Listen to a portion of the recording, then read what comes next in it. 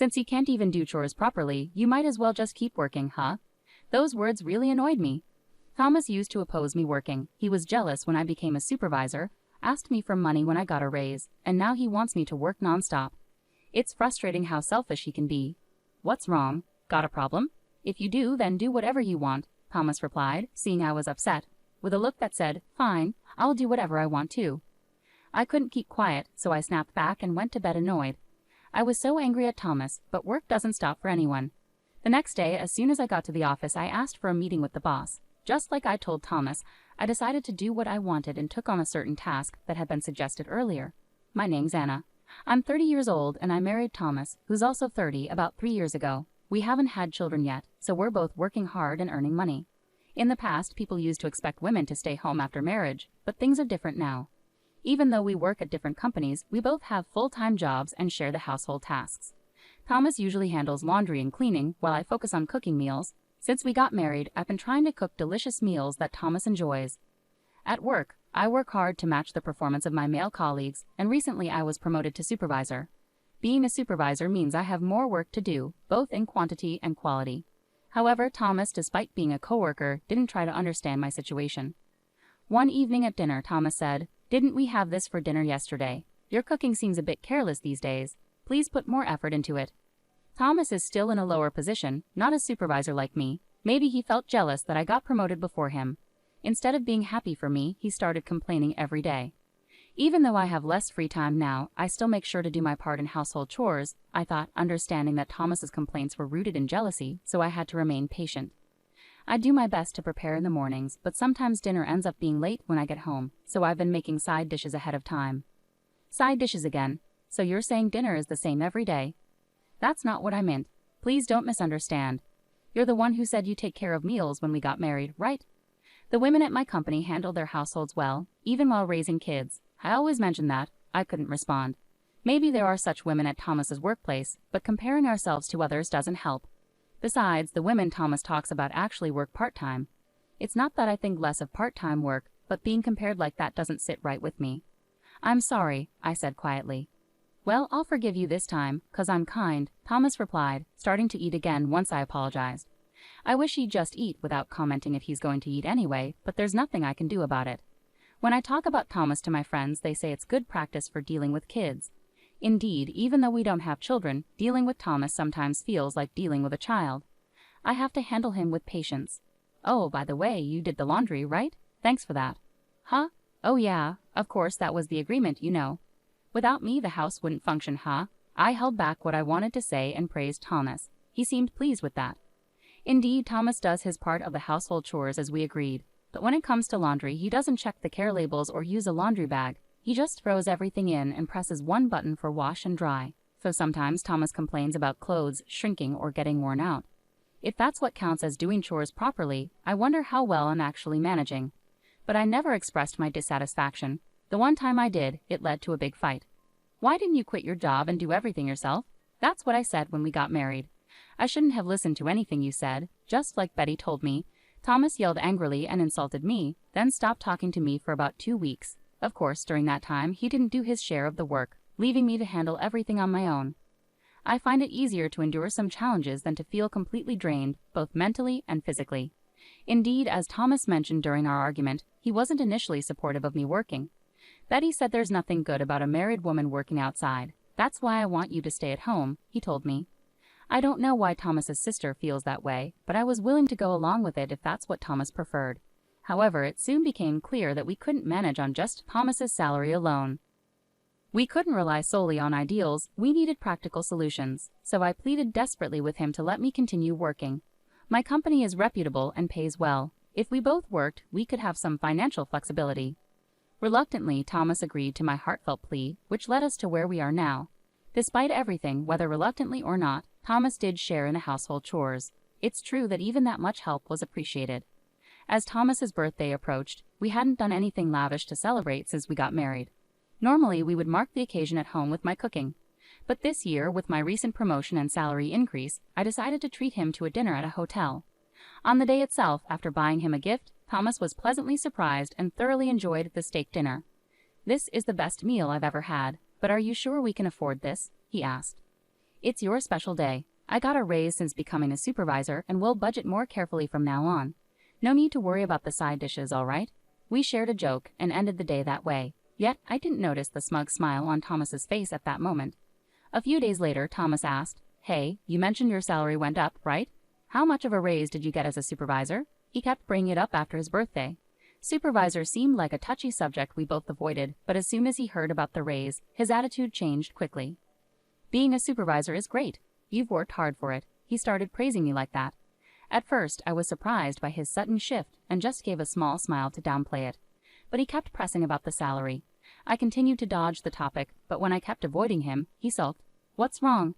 Feeling superior now that you're a supervisor? Maybe you look down on me, just an employee at a small company. It was just a treat for your birthday. We're not wealthy, so let's not keep talking about money." I finally snapped, and that stopped his persistence. But it was clear Thomas was fixated on my income. If I had known it would lead to this, maybe I wouldn't have become a supervisor or celebrated his birthday. There was some regret, but it wasn't all bad. Since becoming a supervisor, I've been given an important project. Even though it means more work, Thomas has been supportive. "You're a supervisor and busy with work. I'll do what I can," he said, even preparing dinner, even if it was just frozen meals. Despite his focus on money, his effort made that birthday special, perhaps. Later, when the project settled down, Thomas asked eagerly, "So you've been busy, you must be getting a special bonus, right?" I was taken aback by his question. "No, why would there be a bonus?" I replied wearily, surprised. Then Thomas erupted. "Months of overtime and no bonus. What was the point of me helping then? What a lousy company." I didn't have the energy to argue back. Is there supposed to be a deeper meaning behind a couple's cooperation? The idea of him criticizing someone's company was hard to believe. That was the moment I couldn't hold back anymore. "What I meant was, I appreciated your help, but is this what you really think?" I responded, and Thomas fired back. This led to a heated argument. "Enough, let's stop. I'm tired and going to sleep," I said, ending the conversation abruptly. After that, I couldn't bear to look at Thomas for a while. Sometime later, I had to go on a business trip. We hadn't spoken since the argument, but I needed to inform him since I would be away. "I'll be gone for 2 nights and 3 days on a business trip. Please take care while I'm away," I told him. However, perhaps still upset, Thomas didn't respond. Without resolving things, I left for my trip. Busy with work for 3 days, I found myself wondering about Thomas during my breaks. Was he eating well? I worried, but my pride stopped me from reaching out. Being apart helped me calm down, and I planned to apologize upon my return. When I returned after 3 days of work, I brought back some tasty souvenirs and headed home. "I'm back," I announced upon entering, but something felt strange right away. There were many unfamiliar pairs of shoes by the door, and the scent of cooking filled the air, not the usual frozen meals, but the unmistakable aroma of home-cooked food. Thomas can't cook, I thought, rushing into the living room. "Oh, Anna, welcome back," Betty greeted me. "What are you doing here?" I asked, surprised to see Thomas's sister, Betty, in our kitchen. As I glanced around, I noticed Thomas's niece, Lisa, lounging on the couch as if she belonged there. It didn't seem like a casual visit. It looked like they had moved in. Even the couch seemed new, not the one we had before my trip. I stood at the living room entrance, completely bewildered by the scene unfolding before me.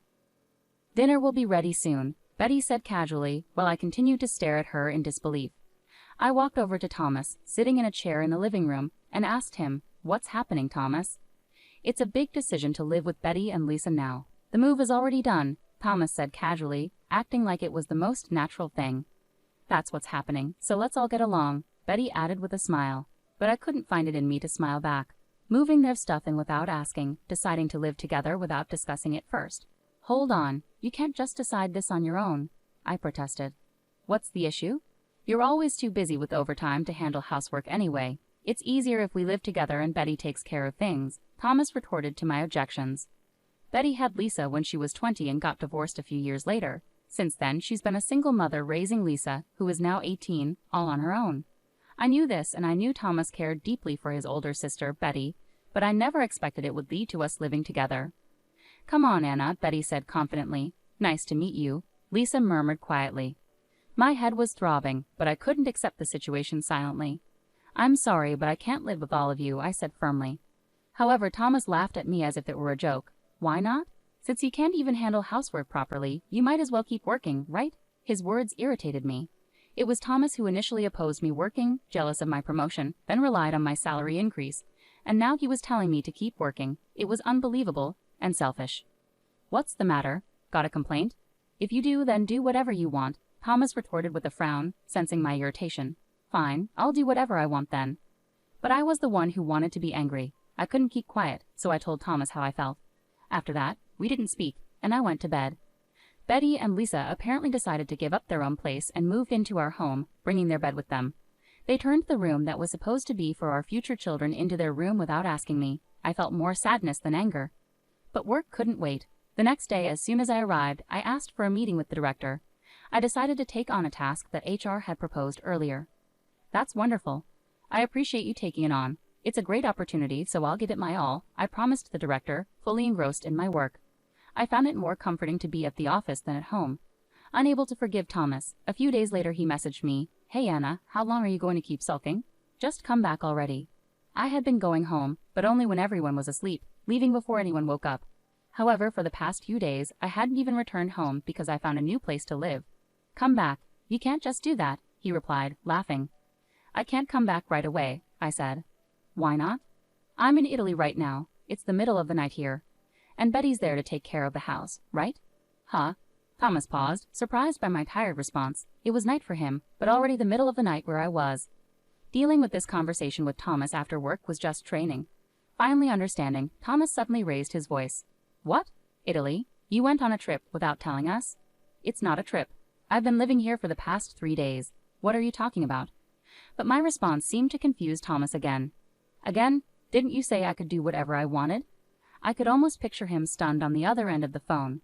"What I meant is, you told me to do whatever I wanted, and I did. So I accepted the assignment in Italy that was offered to me earlier. They've set up a condo for me, and it's a beautiful place," I explained. "There's a limit to doing whatever you want. This affects our life together, and you decided on your own." Thomas sounded upset. "Surely if we had talked about it, we might have decided to move here together. But this assignment in Italy was like a reward for my hard work." Thomas was the one who got upset about the bonus and didn't listen to other things. Yet didn't it feel strange for him to say he decided on his own to live with Betty and Lisa? His own words were coming back to him. "Did you even discuss anything with me that affects our life together?" I questioned.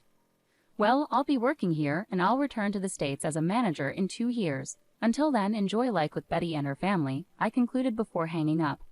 Thomas must be feeling uneasy now, his own actions and words preventing him from living abroad. A few days later, Thomas contacted me, wondering what it was about. I answered, and he sounded cheerful. "Guess where I am?" "I don't care." "I'm working. I'm hanging up," I replied dismissively. "Believe it or not, I'm in front of your condo," he said. "Huh?" I was surprised by his words. He had called my work to get my address, claiming it was necessary for some procedures, and using that address, he had come over on his own. "What about your work?" I asked. "I took some time off, and yep, I'm here too," said Betty's voice over the phone. Why she had come too was beyond me. I was exasperated. "So we're both waiting out here." "Hurry home," said Thomas. "Both? What about Lisa?" "Lisa has a test, so she couldn't come," Betty said casually, leaving me astonished once again. "Is that so? But I won't be returning today. I have a dinner meeting far away," I replied. Even if they had contacted me earlier, I wasn't in the mood to entertain them on such short notice. I had a social gathering with another company and had no plans to go home. "Huh? What should we do?" Thomas sounded panicked, but that wasn't my concern. "Stay at a hotel or something." Anyway, that's the situation. Also, I'm in the middle of work. Bye. I hung up the phone. They might be causing a commotion, but I didn't have time for it. They would probably give up and look for a hotel. However, I had underestimated the situation. In the middle of the social gathering, my phone rang.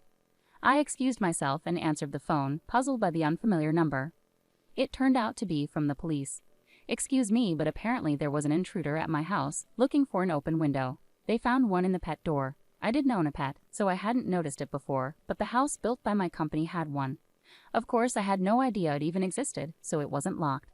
The intruder tried to enter through it and got stuck, unable to move forward or back, and was spotted by a passerby who then called the police. What a foolish burglar. Encountering such a fool could be dangerous. I was relieved I wasn't home at the time. "The person claims to be your sister. Do you know anything about this?" I went pale at those words. "Sister? I don't have a sister." The only possibility was Thomas's sister, Betty. As expected, the police mentioned her name. I was mortified. Unbelievable that she tried to force her way through such a small entrance. It made family relations embarrassing. "Anna, help me. Come pick me up." I could hear Betty causing a scene over the phone. What a nuisance. Although I could have gone to pick her up, I told the police. She may be my sister-in-law, but I can't forgive her for trying to break into my house. Please thoroughly investigate what she intended to do in my home. The police responded to my complaint, and Betty was severely reprimanded. However, due to her lack of Italian language skills, there was a lot of confusion and stress, which made her break down crying. "You must not cause trouble for your sister anymore," a police officer told her in simple English. Okay, Betty tearfully repeated. Getting caught by the police in Italy must have been a good lesson for her. Out of a desire for her to truly reflect, I didn't go to pick her up on the day she contacted me. The next day, thinking she might have reflected, I went to pick her up, and Betty broke down crying in relief. At that moment, I wondered, where was Thomas during all this? Only Betty was caught. Thomas was likely relaxing in a hotel, which I hadn't really considered. It turned out that while Betty was being arrested, Thomas was enjoying a meal alone, thinking Betty would bring money from my house and spending extravagantly at a restaurant. Oblivious to Betty's arrest, he ended up getting drunk and falling asleep at the restaurant. The restaurant, concerned about Thomas not responding, called the police, and he woke up in an unfamiliar police station. However, since my house and the restaurant were in different areas, Thomas was taken to a different police station. My wallet, my passport, where's my phone? Unfortunately, while he was unconscious, his bag was stolen, and he lost his wallet, passport, and phone. Thomas couldn't speak Italian and was arrested for dining and dashing, unable to seek assistance and ending up in police custody. I only realized Thomas was missing after Betty was released and asked about him. After learning the details and following Betty's account to the restaurant, I found out from the owner that Thomas had been taken by the police. When we visited the police station, Thomas, looking pale and emotional, broke down in tears when he heard our names. It felt like déjà vu. I explained the situation to the restaurant owner, settled the bill, and apologized. Despite the theft, the owner, feeling sympathetic towards Thomas, decided not to press charges for the dine and dash. However, what followed was a hassle. We had to go through procedures for the lost passport and contact the embassy because of Betty and Thomas. I couldn't focus on work for several days. Just when I was about to explode with frustration, Thomas casually remarked, "I thought everything was settled. I'm glad it worked out. Let's go back to Anna's place for now." Their nonchalant attitude infuriated me. Glad? This is not okay for me at all. After causing so much trouble, how can you call this a good outcome? "I'm sorry, but maybe it's best if you return to your own home and don't come here again." My outburst silenced them both. "I'm filing for divorce this weekend," I declared firmly. Thomas reacted with shock, and Betty stood beside him, equally taken aback, glancing between us. "There's no point in staying married to you." Betty moved in without asking, got arrested in Italy without knowing the language, and disrupted my work. It seemed they finally grasped the seriousness of my anger. With their heads down, they stayed silent, while onlookers chuckled at two adults being scolded by a woman. But my anger was far from subsiding. "So I'm divorcing you. You don't have any objections, right?" I asserted, feeling entitled to live my life freely after rescuing him from the police. Thomas reluctantly agreed, reflecting on his actions, and responded quietly. Initially, Thomas had requested a 4-day leave from work, but due to his arrest and lost passport, he missed his return flight by a wide margin. Without a phone, he couldn't extend his leave and completely overlooked his work responsibilities. What's worse, he hadn't shared any information about his ongoing project, intending to take all the credit himself. His delayed return and lack of communication caused him to miss a crucial meeting, resulting in the cancellation of important deals with a client. Despite the significant losses incurred by the company, Thomas was fired. Betty, furious over this situation, had a heated argument with Thomas. Originally, Thomas quitting his job and moving in as a housekeeper resembled what happened. However, things took a turn with Thomas divorcing me and losing his job. With no income provider, our home became a place of frequent and intense arguments. Why? I understand all of this, thanks to Lisa sharing details with me. "Children can't choose their parents, but if I could, I'd choose you over Mom," she told me. Divorcing Thomas meant that Lisa and I were no longer related by marriage, but she still reaches out to me for career advice and to discuss her mom, treating me like a sister. I'm glad she sees me that way. Even though we don't see each other often, I'm continuing to work in Italy. Originally, I planned to return to America after 2 years, but now I've decided to stay and continue working here. I've also developed a strong bond with a man I met locally. I'm ready to leave behind the difficult memories and the beautiful surroundings of Italy and pursue new happiness.